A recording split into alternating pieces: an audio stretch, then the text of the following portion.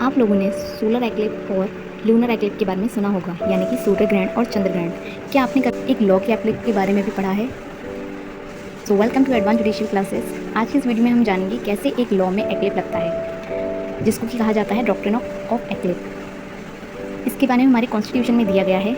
तो चलिए जानते हैं क्या होता है doctrine of eclipse. So what is doctrine of eclipse? Doctrine of eclipse क्या होता है? A law that violates fundamental right is not dead, it is just under a shadow eclipse and can revive later if the conflict is removed।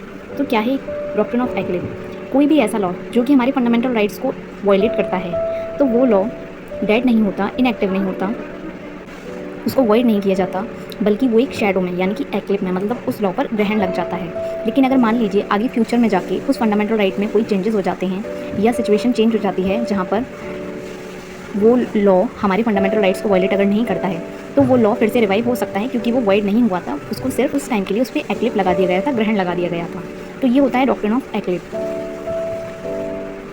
Where it is used. अब इसका use कहाँ होता है? देखिए, इसका कोई स्पेसिफिक आर्टिकल नहीं है, लेकिन हम आर्टिकल 13 में देखते हैं। हमारा आर्टिकल 13 का क्लॉज 1 बात करता है कि अगर कोई भी हमारा ऐसा लॉ है जो कि हमारे फंडामेंटल राइट्स को वायलेट करता है और वो लॉ हमारी कॉन्स्टिट्यूशन आने से पहले का बना है, तो वो लॉ उस हद तक वाइड होगा जिस हद तक वो हमारी फंडामेंटल राइट्स को वायलेट करता है। और सब क्लॉज 2 इस आर्टिकल 13 का सब क्लॉज 2 कहता है कि स्टेट कोई भी ऐसा लॉ नहीं बनाएगा फ्यूचर में कॉन्स्टिट्यूशन आने के बाद जो कि हमारी फंडामेंटल राइट्स को वायलेट करता है। तो यही है इस डॉक्ट्रिन का बेस। अब ये डॉक्ट्रिन हमारा एप्लीकेबल होता है प्री कॉन्स्टिट्यूशनल लॉज पर या पोस्ट कॉन्स्टिट्यूशनल लॉज पर। तो ये हमारा मेनली प्री कॉन्स्टिट्यूशनल लॉज पर एप्लीकेबल होता है। क्यों? क्योंकि देखिए, कॉन्स्टिट्यूशन बनने के बाद स्टेट आर्टिकल 13 सब क्लॉज 2 के तहत कोई भी ऐसा लॉ नहीं बना सकता है जो कि हमारे फंडामेंटल राइट्स को वायलेट करता है। अगर ऐसा लॉ बनाया जाता है तो वो लॉ वॉइड एब इनिशियो होगा, मतलब शुरुआत से ही वॉइड होगा, मतलब माना जाएगा कि वो लॉ कभी एग्जिस्ट करता ही नहीं था। ठीक है, तो इसका मतलब ये है कि फ्यूचर में तो गवर्नमेंट कोई बनाएगी ही नहीं। तो अब ऑब्वियसली सी बात है, अगर फ्यूचर में स्टेट नहीं बना सकती तो ये हमारी प्री कॉन्स्टिट्यूशनल लॉ पर ही एप्लीकेबल होता है, कि मतलब जो पहले की कॉन्स्टिट्यूशन आने के पहले के जो लॉ थे, क्योंकि कॉन्स्टिट्यूशन से पहले फंडामेंटल राइट्स नहीं थे, कॉन्स्टिट्यूशन आने के बाद ही उनको स्पेसिफिकली दिया गया था। इसीलिए ये जो डॉक्ट्रिन है वो हमारी प्री कॉन्स्टिट्यूशनल लॉ पर एप्लीकेबल होता है।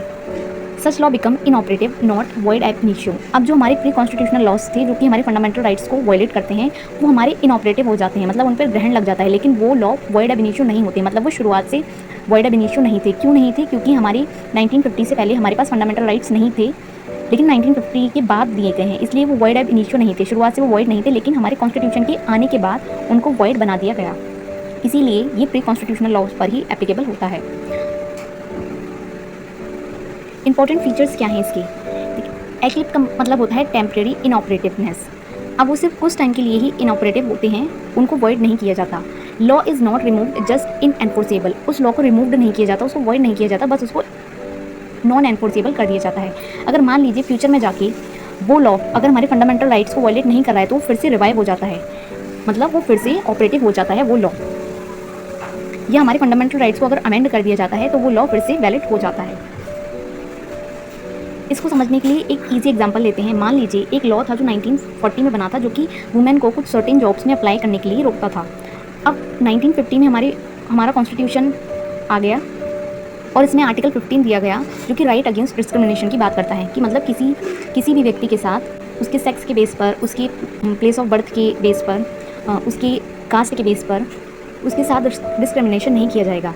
तो अगर 1940 का वो लॉ वुमेन्स को कुछ जॉब्स में अप्लाई करने के लिए रोकता है, तो अब वो 1950 कॉन्स्टिट्यूशन आने के बाद वो आर्टिकल 15 को वायलेट कर रहा है, हमारे फंडामेंटल राइट्स को वायलेट कर रहा है। तो इसीलिए अब वो लॉ जो है हमारा वो लॉ हमारा इनऑपरेटिव हो जाएगा। So it goes under eclipse, मतलब अब उस पर ग्रहण लग जाता है। Later if article 15 is amended और law is change to include equality it can revive. अब मान लीजिए अगर फ्यूचर में जाके आर्टिकल 15 को अमेंड किया जाता है, जिसमें अगर मान लीजिए सिर्फ ये अप्लाई कर सकते हैं, तो अब ये लॉ क्या हो सकता है, ये फिर से रिवाइव हो जाता है और वो जो एक्लिप उस पर लगा हुआ था वो हट जाता है।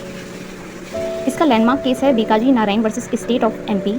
इस केस में क्या हुआ था, हमारा central province and Berar motor vehicle act था, जो कि गवर्नमेंट को ट्रांसपोर्टेशन के ऊपर मोनोपोली देता था। लेकिन कॉन्स्टिट्यूशन आने के बाद ये आर्टिकल 19 क्लॉज 1 का सब क्लॉज जी को वायलेट करता था, जो कि बात करता था इक्वल जॉब अपॉर्चुनिटीज़ के बारे में।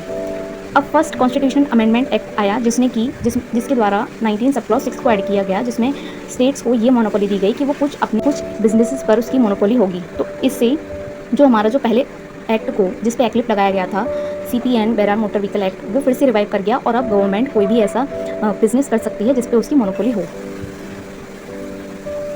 इसको आप मेंस में ये समरी आप यूज़ कर सकते हैं, line an unconstitutional law is not dead but only eclipsed by fundamental rights and can revive once the conflict is remove.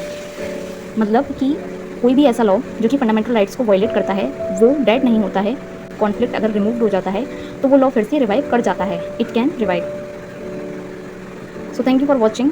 अगर आपको ये वीडियोस पसंद आती हैं तो आप हमारे चैनल को सब्सक्राइब कीजिए, वीडियो को लाइक कीजिए, अपने दोस्तों के साथ शेयर कीजिए और आप हमारे टेलीग्राम चैनल व्हाट्सएप ग्रुप को भी ज्वाइन कर सकते हैं फॉर फर्दर डिटेल्स।